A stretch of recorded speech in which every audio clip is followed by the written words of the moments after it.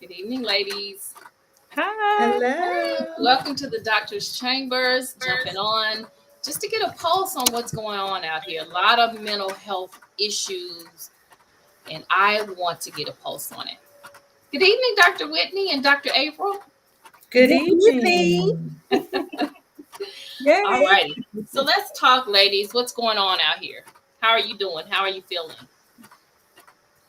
Doing well, and just same as you. Like there's recognizing the mental health issues that are going on, and wanting to definitely bring awareness to a number of things. Okay. All Okay. right. I mean, hey, doing great. Been busy. So jumping into this therapy thing, let's talk about how therapy is so beneficial. I mean, there's so many people that's coming to therapy now. Mhm. Like we have such an influx to where it's like you're trying to find providers if you don't have room, giving other people referrals to other Right. colleagues and things like that just to get people in. So that's a good thing. Absolutely. Okay. So we know, of course, the biggest thing about therapy is, of course, therapist, but also finding other things that you can do to stay mentally fit, like reading, jogging, writing, Mhm. walking. For me, today, it was brunching. I love to brunch. And so we pick different restaurants, we go out, and so we kind of have like what we're having now, a powwow, a girl chat, and we get to talk about things that are happening. For me, it's a lot of my workout friends, and we talk about things that are going on, things that are prevalent. So tell me, um, let's talk about that. Things like that. How can laughter? It's good for your Yeah. soul. Like we laugh the entire time. Mhm. Yeah.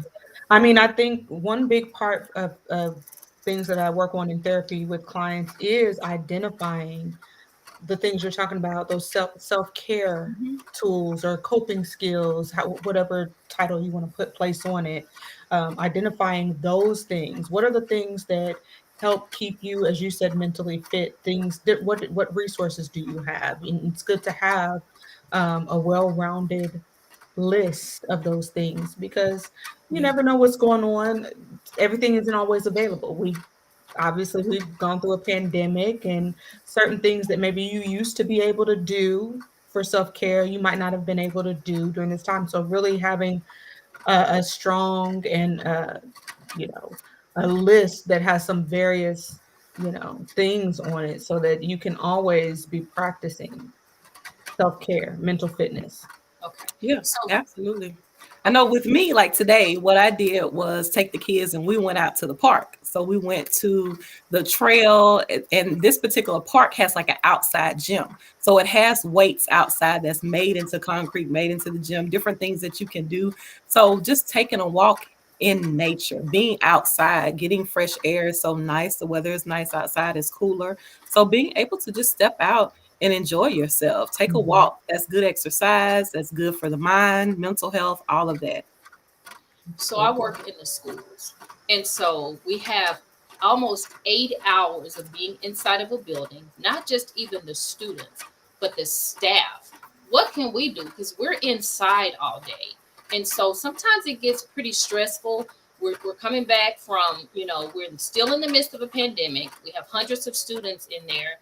It's a high stress environment. But I feel like in the midst of that, take your lunch break and leave. I know it's a lot of teachers that don't, they when it's time for you to take lunch.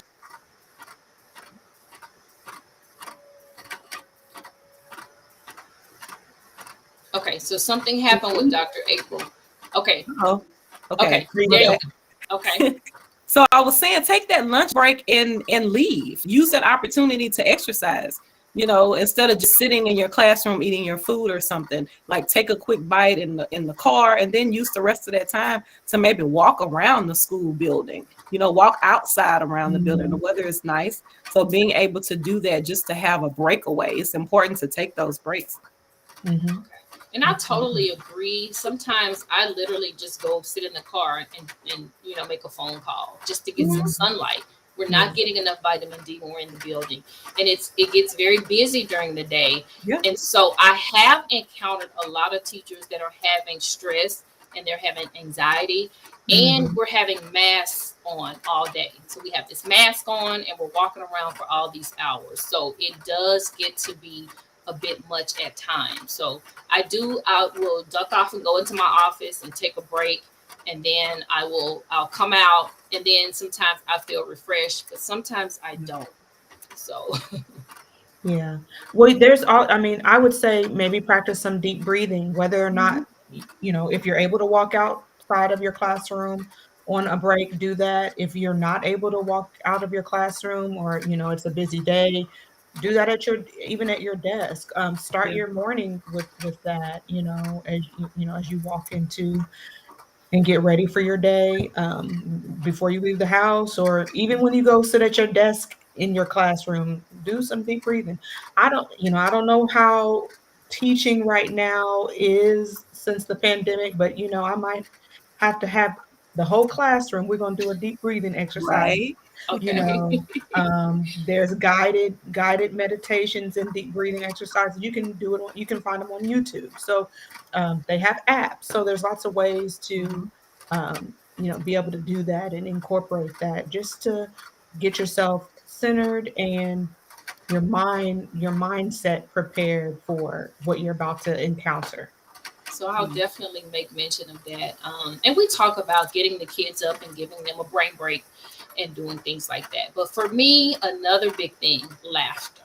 I love to laugh. So my coworkers and I, sometimes we tell jokes. We talk about what happened over the weekend and we laugh about it. And so I think that's another important thing.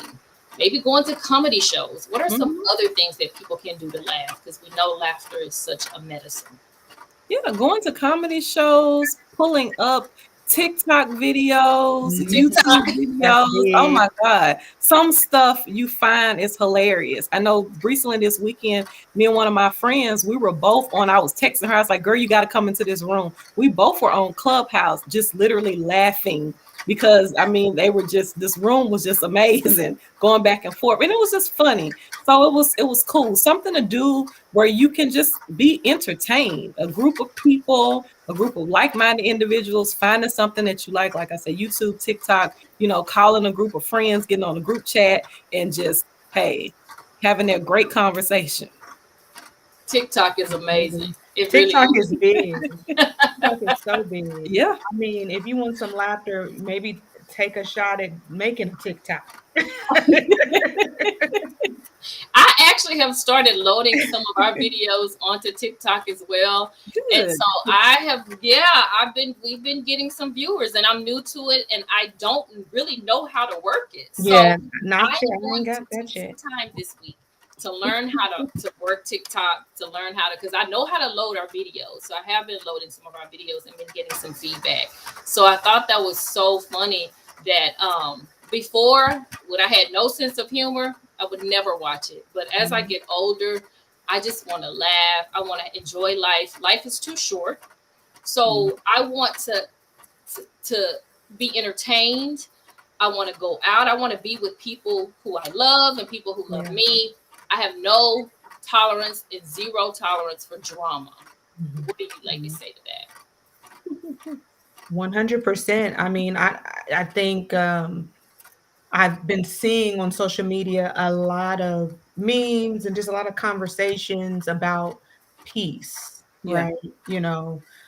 Protecting your peace. And I think that's definitely key, protecting the energy that you're around so that you're not taking on any negativity that doesn't belong to you. We really need to be sure that we are removing what doesn't belong to us, and managing how we want our space and energy to really be, taking control over that. So that takes a lot of self-discipline, so because a lot of people, don't have that. So they will want to know, okay, how do I do that? How do I take that time off? When you see something that's starting to trigger you, sometimes it's important for you to take the high road. Like, I'm not going to continue to engage back and forth in this conversation because it can go left. So I'm going to take the high road, and I'm going to wish you well, have a great day, and continue to move on to protect my peace. So is that have a great day for good, or is it just for that day? Talk to me. I mean, it's just for that day. See, I'm the type of person that we can get into it, and then tomorrow we can be best friends again. So I don't hold a grudge to it, but some people do. Some people, you say that, and then that's it. You don't talk again for months. But I'm the type, hey, let's table it.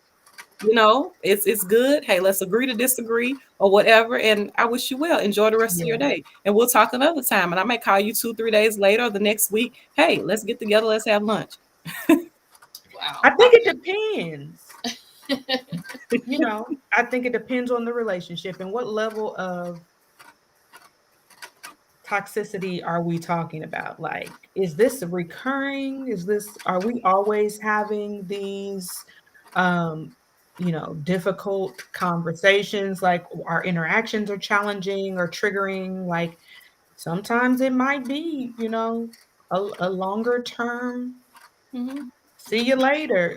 Wish you well, but hopefully, if, like Dr. April said, I mean, if you're able to, it might just be, I need a couple days. But you're right, Dr. Whitney. I mean, it depends on the level of relationship you have with that person. Like, if it's a family member, if it's a close friend or whatever, if you value the person and value the relationship and value the friendship, you may not just completely cut that person off. It's just, okay, I just need some time, or, we had a disagreement, and then, the next hour or the next few days or next day or whatever, you can come back and you can have a conversation. It's just whatever, but it just depends.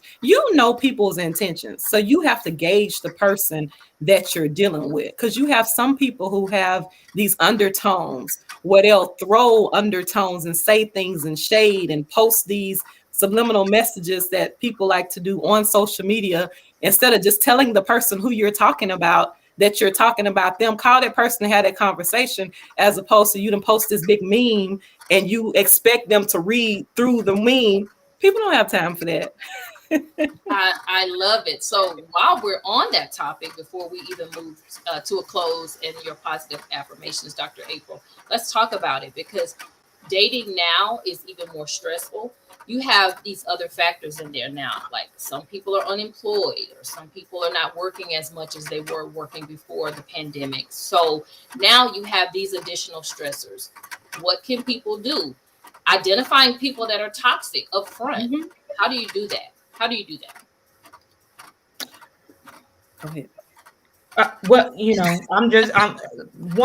would say that, one thing I think is important first to have self-awareness. I think if you first have to be aware of what you're looking for, so that, once you start engaging with someone, okay, I'm seeing some things, these things about this person, characteristics don't align with what I'm looking for. And being okay with, and comfortable in saying, you know what, nice to meet you, or nice to have gotten to know you, but I think I'm looking for some different things. Yeah. Or I wish you well. I don't think it's, it's okay for you to tell people right then, like, hey, I wish you well. I don't like this exchange. I don't like this energy. So it's gauging what's triggering you and why.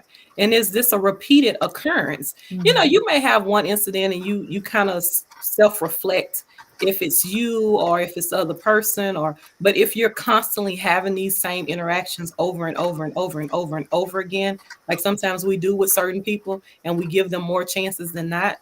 So that's when you have to ask yourself, okay, what is this relationship bringing to me? How is it mutually beneficial? Because if we're going to keep having these toxic exchanges, maybe we don't need to have this friendship, this relationship, or whatever it is anyway. I absolutely love it. You guys are therapists, so you see people on a daily basis and you're counseling them on a daily basis. And one thing, Dr. April, you said to me the other day, you said, what you don't want to do is continue in this hamster's wheel.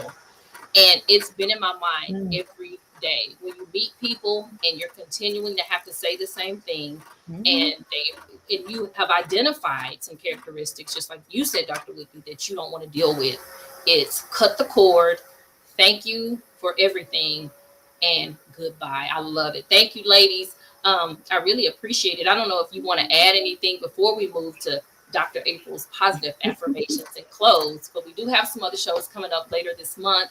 I'll put the flyers out so you guys be on the lookout for those shows as well. We have some pretty good shows on tap coming up as we continue to work in the doctor's chambers. But all right, so as we move to a close, Dr. Whitney, I'll let you get ready to say some final words.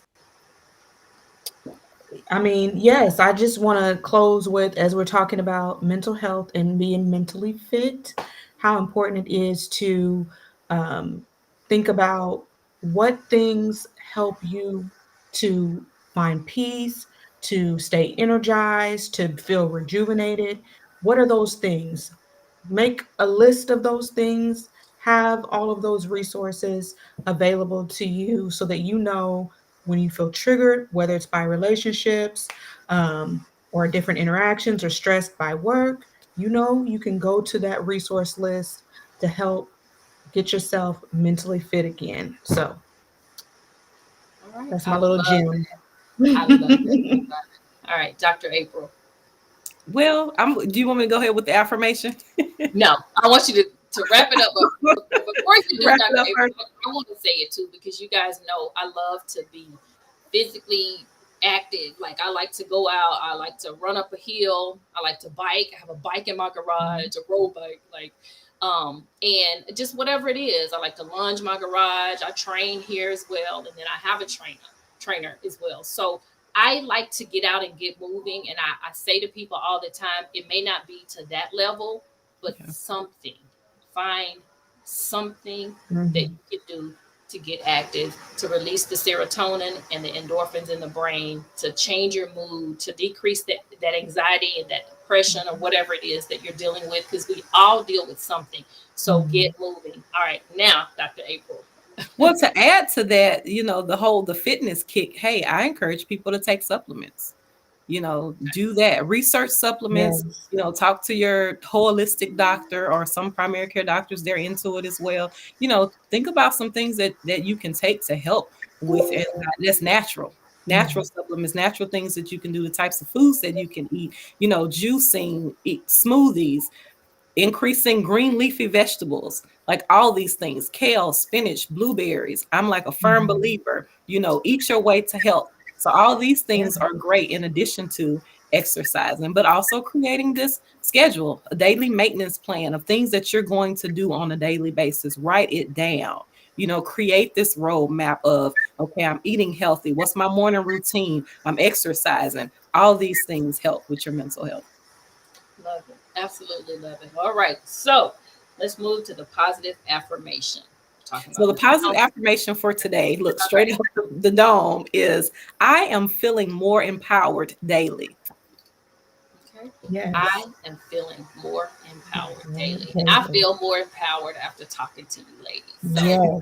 you guys are Absolutely. awesome. You guys are awesome. Thank you so much for tuning in. Like I said, we have more shows coming up this month.